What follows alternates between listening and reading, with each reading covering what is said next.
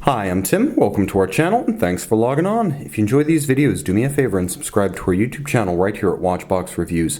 I would really appreciate it, and I promise to update daily. If you love this watch, you can see it and you can purchase it on our website, thewatchbox.com. Today we are discussing a rarely seen version of a rarely seen watch. It's unusual enough to see a Rolex Datejust Turn-O-Graph, but to find a Datejust Turn-O-Graph with a white gold bezel in this particular format from this generation is unusual. It's not the typical fluted bezel that you find on typical steel gold Rolex watches. Instead, this reference 16264 with white gold bezel and 904L steel case has a remarkable sports style Thunderbird bezel. It evokes the original Air Force issued, US Air Force issued Turn-O-Graphs of the 1950s. 36 millimeters in diameter, it's still a very versatile watch. On my 16 centimeter circumference wrist, you can see that the proportions are perfect for smaller wrists or those with a taste for tradition. The watch is not terribly thick. You'll find it's only 12 millimeters thick in spite of the bezel, and from lug to lug it's a traditionally sized Datejust 36 at 43.9 millimeters with a 20 millimeter lug spacing if you wish to accessorize.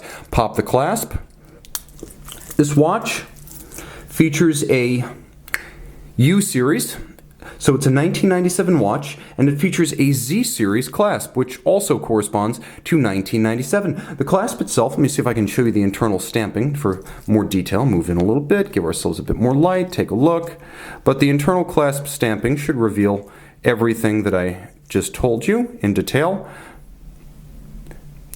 And there you go. You can see that the metal is still full, everything is still deeply engraved, it still has its original factory shine. This is a reference 78360 with a 558B set of end links, and it is very crisp.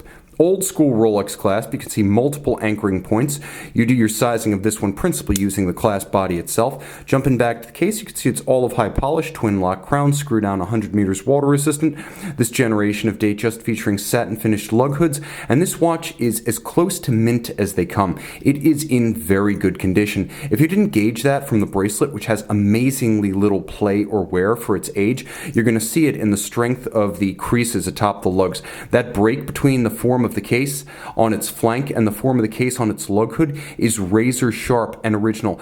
You'll also note how even the lugs are from side to side, full metal and perfectly symmetrical, minimally if ever refinished. You can even see on the case back, the original sticker is not just present, it's present in outstanding condition. This one is virgin steel throughout, and you can see that the bezel has a different look than almost any other Rolex gold bezel will. I've got a later Turn-O-Graph to demonstrate the look as it's more commonly seen. This is typically how a Rolex gold bezel, including Turn-O-Graph, would be designed. So this look, which harks back to those Air Force issued Thunderbird aviation watches of the 1950s, is a little bit anachronistic, and not just anachronistic, but wonderfully evocative and rare. It's beautifully made too, as you can see. It uses a combination of high polish and engine turning to achieve relieved and raised indices and numerals, and you can see that there's a fine gradient coining in between the indices and the numerals, beautifully executed with a polished knurling on its outer edge. Of course, it moves in both directions. The Turn-O-Graph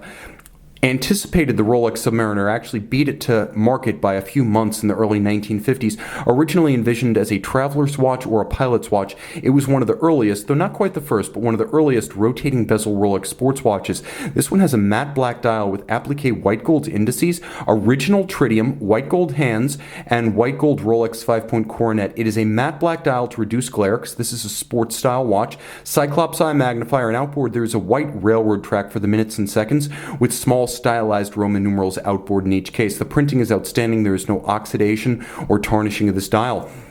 Underneath that immaculate case back sticker, and this is one of the few cases where I'm glad the owner kept the sticker because he never wore the watch, but it's Rolex caliber 3135, automatic winding, 31 joules, 48-hour power reserve.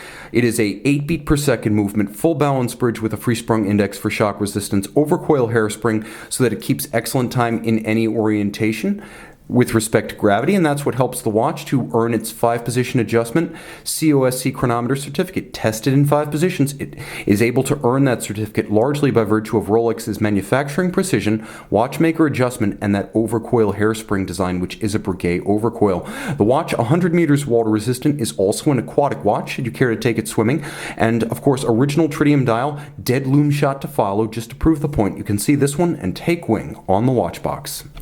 Rolex Datejust Turn-O-Graph, as promised, all original tritium, including hands, dead as a doornail.